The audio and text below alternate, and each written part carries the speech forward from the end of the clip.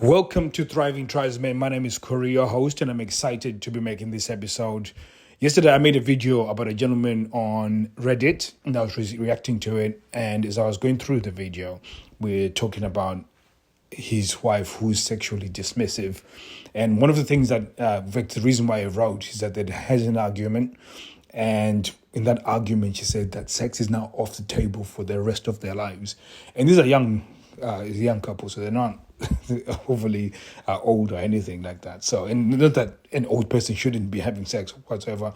I mean, it's a massive deal if your partner tells you that sex is off the table.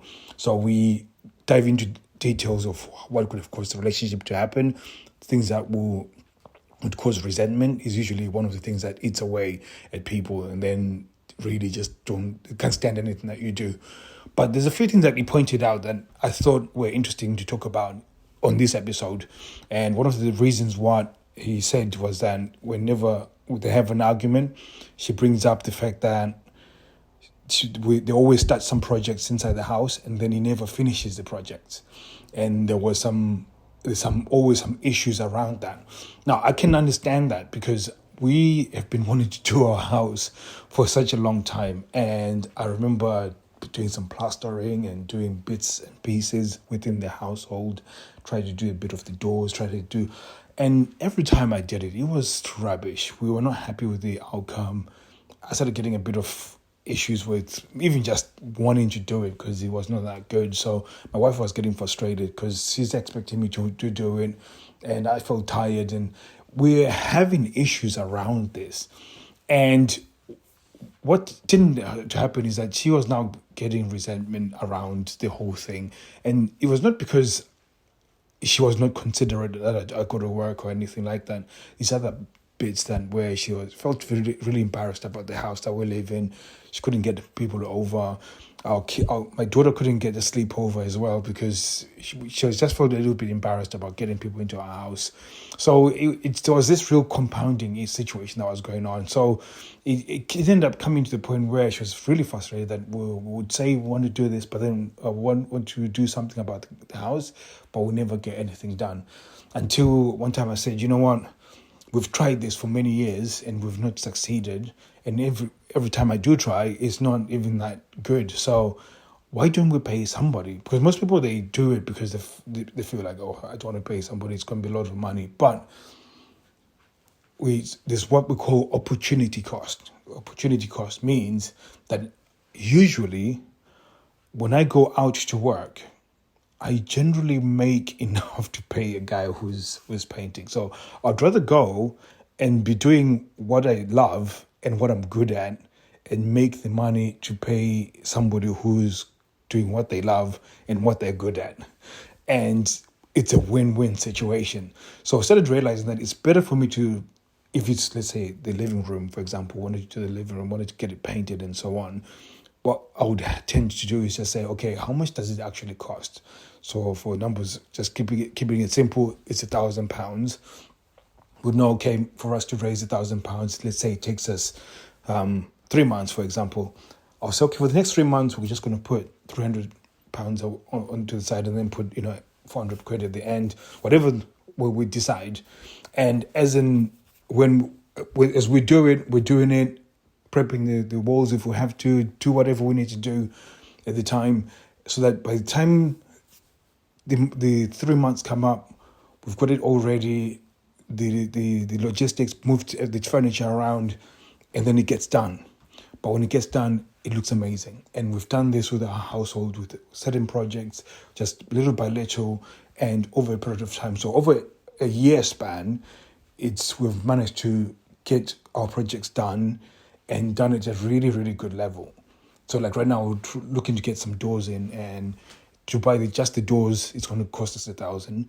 And then to get somebody to fit them, that's another 1,000. Now, I could try and do it myself, but I'm not very good at, working with wood. I've never worked with wood. And it's an actual skill. It's that somebody has gone, it's a bit stupid and foolish, unless you've done some woodwork at school or done something like that. There's a guy who's gone to school and spent a lot of time learning how to do it, and then they've now over many years perfected that trade, for me to just assume that I can just do it is a bit foolish. And most people, they try and do that, and then they always have terrible jobs. So again, coming back to the point is that you have to start thinking about the opportunity cost. Like, what is the cost of me trying to do it myself? Because for me, I do about 90 hours that is dedicated to, sometimes even 100, that is dedicated to getting income into this household. So I don't have a lot of time to be messing around trying to fit a door or paint or do all these other things. I'd rather just make the money and pay somebody. Now, some of you guys are probably thinking, oh, well, what if you got a job? That's just the job that you've got. You're highly paid. Then start on the time where you're supposed to be doing the painting and stuff, and you cannot do the painting. Focus on getting a higher income. Like, it's almost a vicious cycle that you can get into. And this guy, when I actually went into him because he went on to say, I work full time, plus I have 2 businesses. And I was like, what the fuck? Dude, 2 businesses? Why would you have 2 businesses? That's the dumbest shit I've ever heard. Because people, they have 2 businesses because they like to say they've got 2 businesses. And I thought to myself, why are you doing 2 businesses when you can't even pay for a decorator or somebody to do the projects in your house? So you're obviously just a one entrepreneur, or you're just somebody who wants to do stuff. And to a certain point, the wife was right to be angry and resentful because this guy is a dreamer. So some of you guys, you're dreamers. Some of you guys are just not capable of doing some of these things. Like, I was not capable of doing any of the stuff around the house, to be honest with you. Like the painting, I'm rubbish at painting. I'm rubbish at fitting up doors and doing all sorts. I can do a bit of plumbing because I don't mind. I can work with metal, but I'm not very good at the other stuff. So I know that. So I'm not going to try and do it. Therefore, I'd rather go and make money and then pay somebody to do it, which the house looks much better that way. So I'm saying it, and I'm not saying it to brag. I'm not saying it to boast or anything like that.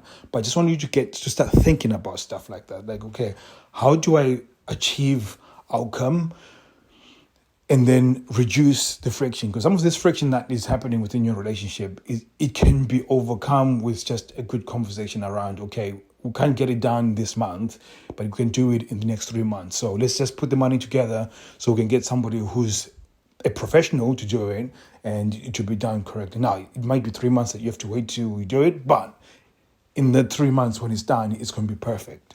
So this is just hoping that it's going to help somebody, especially when it comes around to projects around the house. Some of the issues that you're having around sexless relationship, and she thinks that you're useless as a guy. Like, if my wife starts laying into me that you're useless at laying flooring, for example, I'll be like, dude, I've never done flooring, so it doesn't make sense. Because, like, the equivalent of that, I'll be like, well, you're not very good at cooking steak, but I mean, that would be not tit for tat. But I could point several things that she's not capable of doing that I would like done. And again, it's just not a fair thing. So we've come to a point where we don't name call, we don't do whatever. If I say I can't do it, I can't do it. But we can find somebody who can do it. So, and I think it's really, really important for us to start thinking like that. And a lot of you guys that listen to podcasts, you're most likely to be high achieving individuals. So you'll most likely be able to get somebody in. If you're very good with your hands and you're very good at doing DIY, man, come into our group and start teaching us some of this stuff so we can get better at it, because I'm pretty rubbish at some of this stuff. Honestly, rubbish. Put me in front of electrics and electrical stuff, then I'm your guy. But anything else, not very good at it. So thank you very much, guys. See you soon. Take care.